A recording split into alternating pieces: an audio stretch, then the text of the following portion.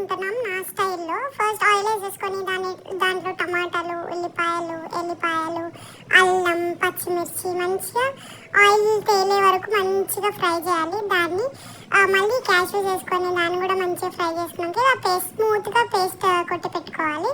First నేను చికెన్లో కారం, ఉప్పు, ధనియాల పౌడర్, పసుపు, కొంచెం కర్డ్ వేసాను.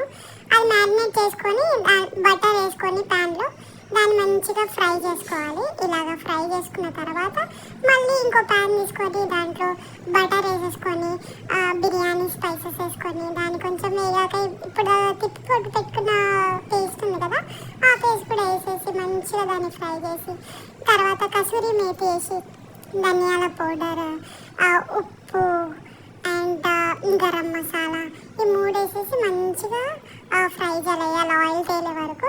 అండ్ మనం ఫ్రై చేసుకున్న చికెన్ కూడా వేసేసి దాన్ని కూడా మంచి మిక్స్ చేసేసి అండ్ కాస్తంత మనకి సరిపడేంత వాటర్ పోసేసుకొని దాన్ని కూడా మంచి మిక్స్ చేసుకొని అండ్ ఇంకొక క్యూబ్ బటర్ కూడా వేసేసుకొని పైకి వెళ్ళి దాన్ని తిప్పేసిన తర్వాత కొరియాండర్ కూడా వేసేసి దాన్ని కూడా మంచిగా తిప్పి ఒక 10 minutes మూత పెట్టి స్లో ఫ్లేమ్లో ఉడికించాలి. అలా ఆయిల్ తేలుతుంటే బటర్ చికెన్ రెడీ అయిపోతుంది.